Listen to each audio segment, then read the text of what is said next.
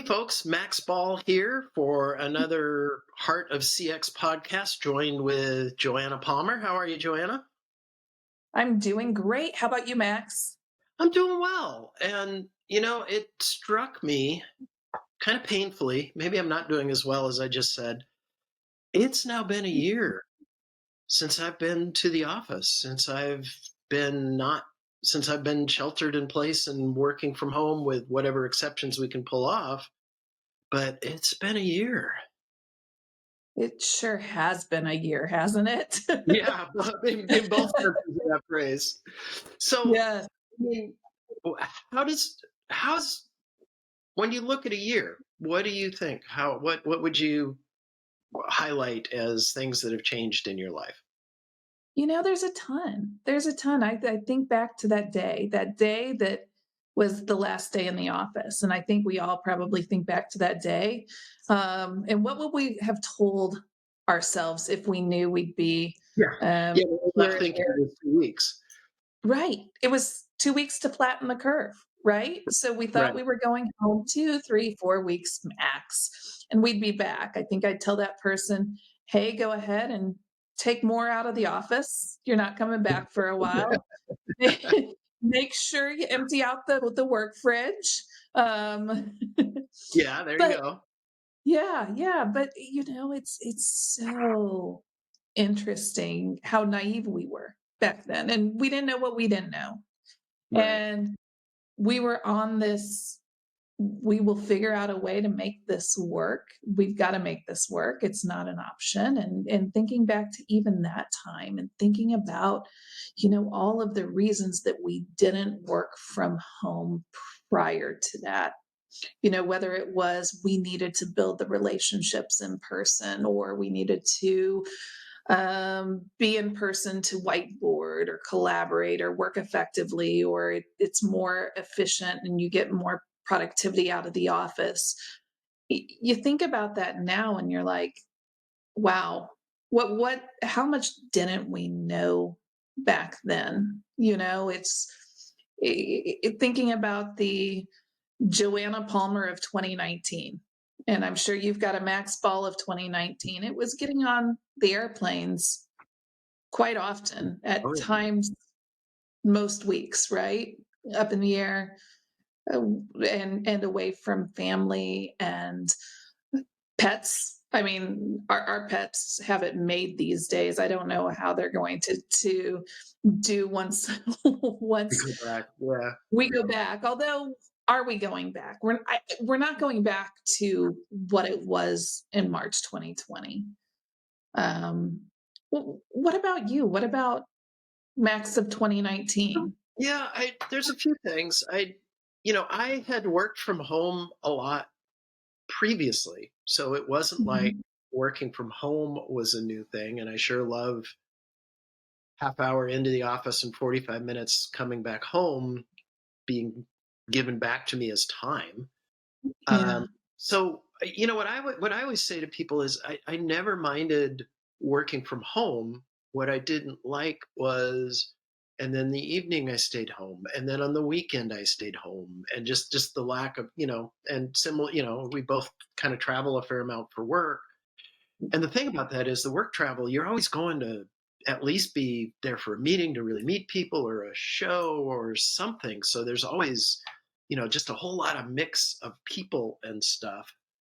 Um, I really do see a difference of there are times, especially with my boss, where the best way to work with him is to bump into him in the hall and have the 1 minute, hey, this isn't working. What do you I'm thinking this. What do you think? And I don't get that anymore. So that stuff queues up every 2 weeks for my one-on-one with him, which happens about half the time. So now I'm into once a month syncing on some of that stuff. So there are things like that that are tougher, but there's so much more time to to focus and get stuff done.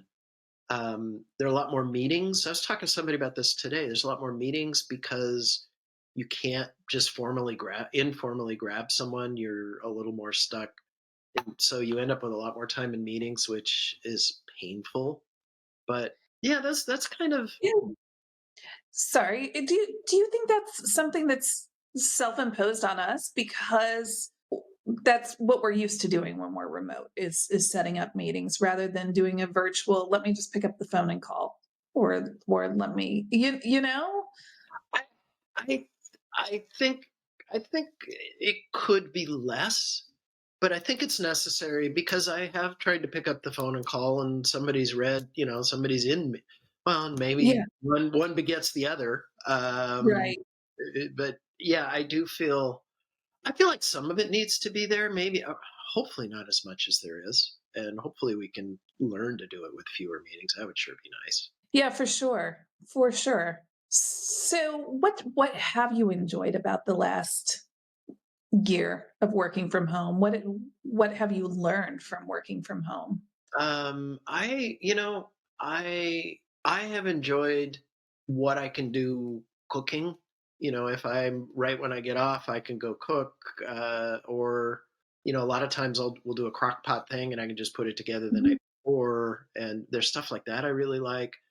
I'm able to exercise more because, when I don't have that 45-minute plus drive from when I stop working until I get home, and now it's dark and everything else. So more spoiling the dogs. The dog gets to go on a run more often, which is good. So that. How about you? Yeah, I'd say, when the kids come home from school, they'll pop their heads in, which yeah, they're going to have a tough time adjusting too. And I've got teenagers. It's not like they're little. They're very independent of each other, but they're used to having us home now. So that'll be an adjustment, I think, for sure when we head back. And it's great to not miss out on their activities and just being here closer to them. I, the other thing is I love cooking as well, and it has been nice being able to really flex. And maybe you get up early and you work for a few hours, and then you're like, "Huh, let's cook breakfast at 9, 10 o'clock in the morning. I've got a 30-minute slot available."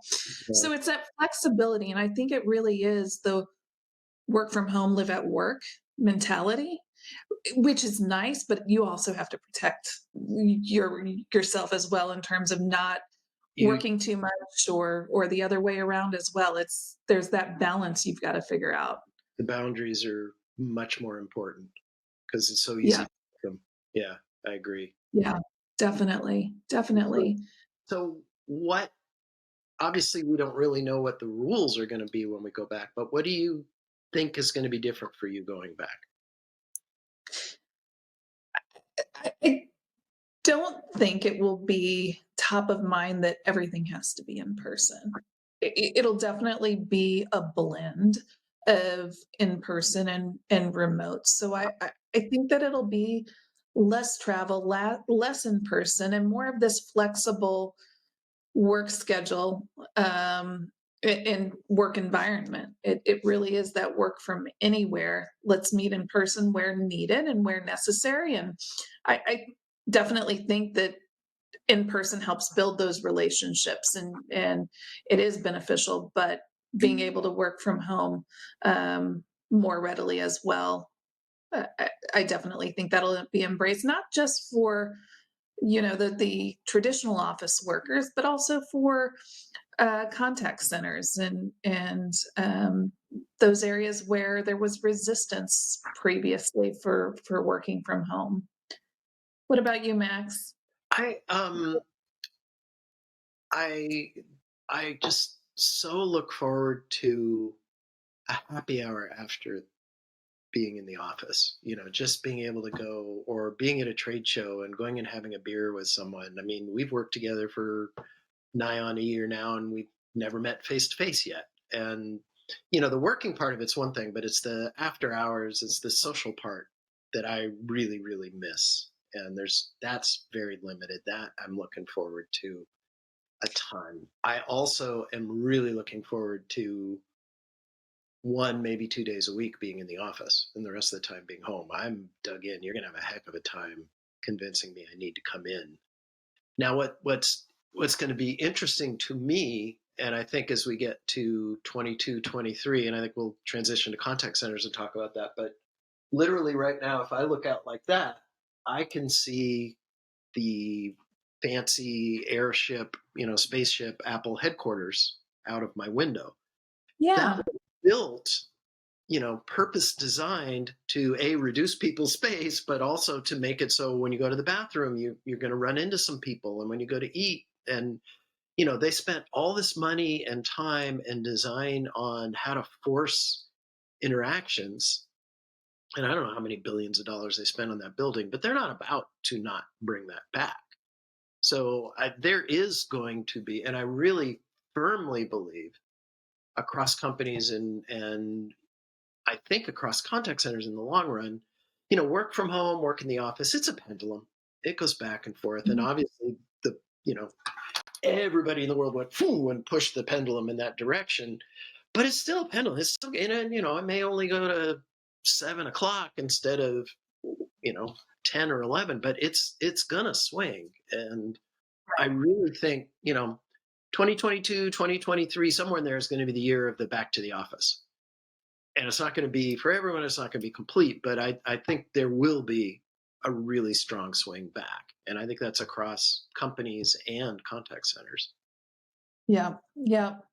Yeah, I think you're right. Now with contact centers, and we'll transition over to, and focus on the contact center here for a while.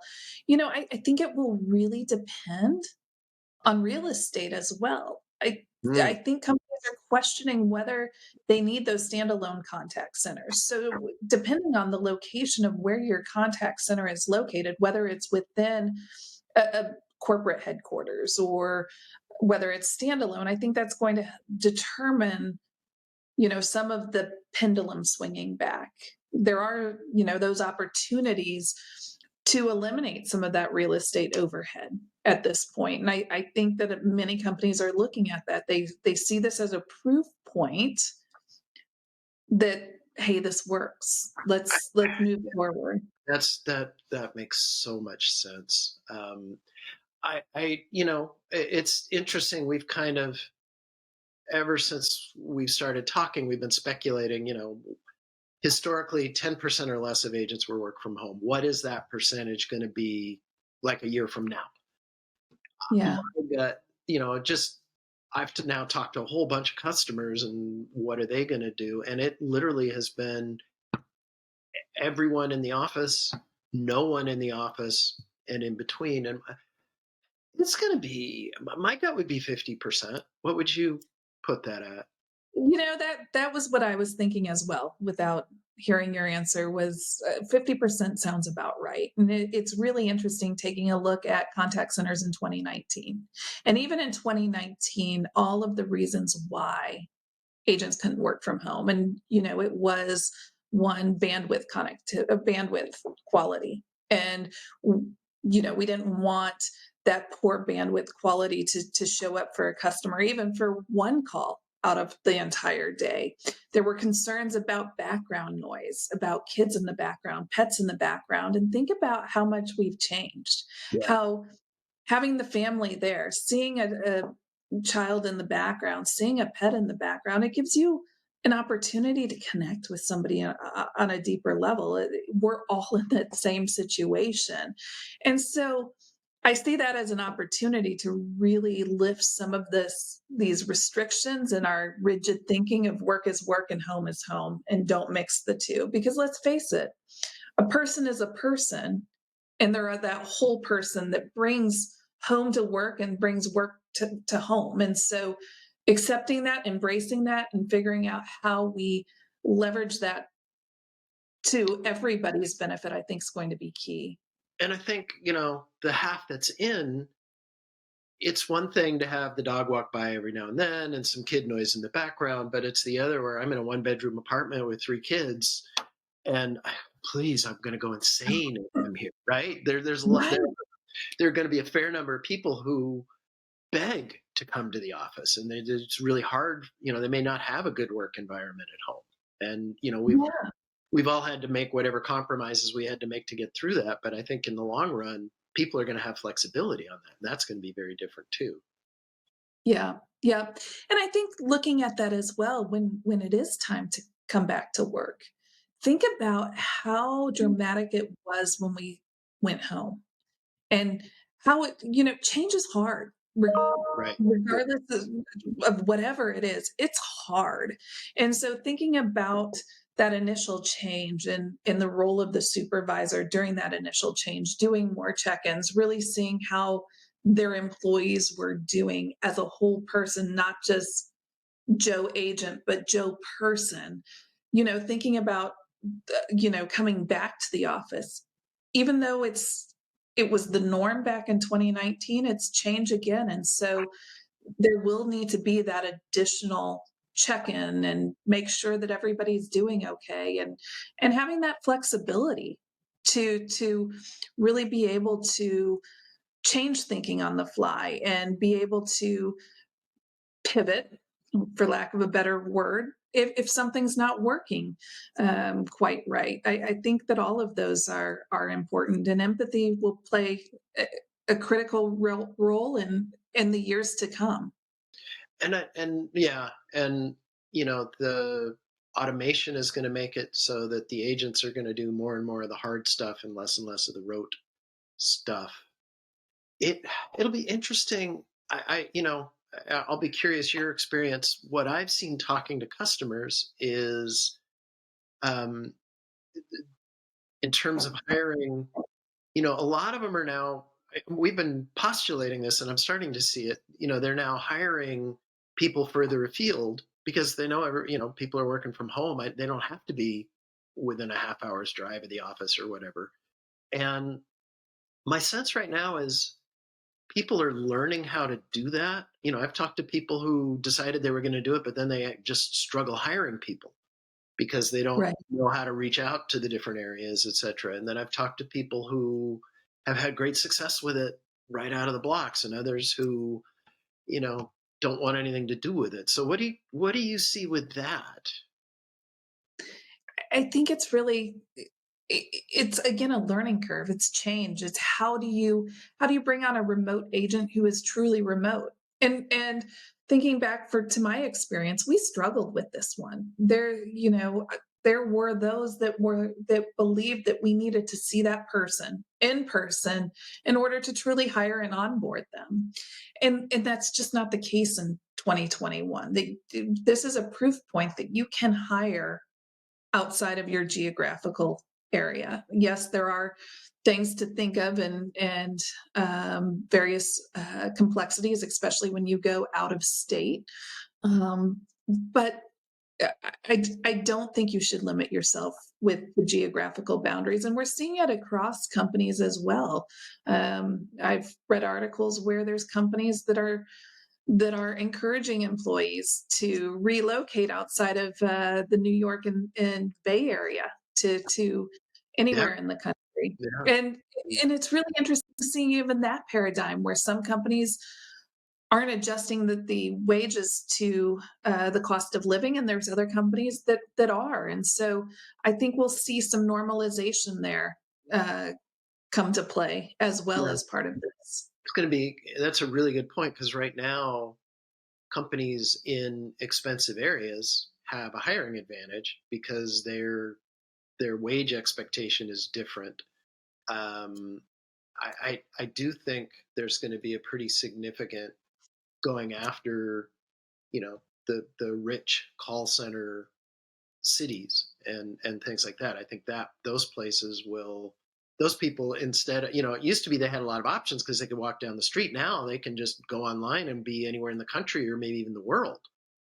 Right. And so that could all I hadn't really thought about that. That could really change some of how agents work and the whole balance of power and the labor, if you will.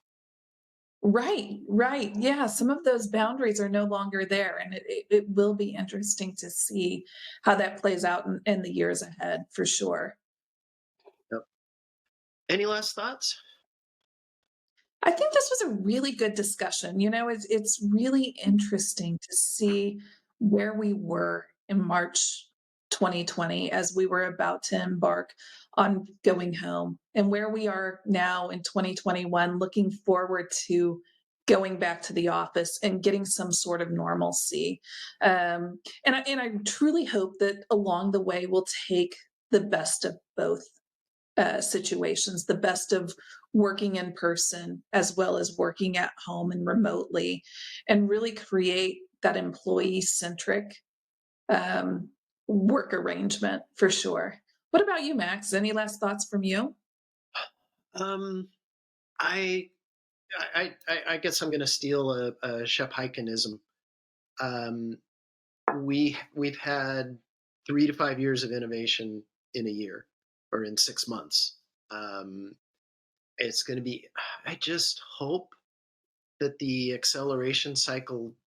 I don't think any of us can stand it being this fast all the time, but it doesn't have to go back to being as conservative as it was. And I just hope that happens. I can't say it will or won't, but I'm just hopeful for that. Yeah, I'd love to talk about that next time in terms of some of that transformation and what we've seen and what we can learn from that. That sounds like a great next podcast Well, let's topic. do it next week. All right, sounds good. Until that time, thanks, Max. Have a great one. You too. Thanks, Joanna. Talk to you later. And thanks everybody for joining us.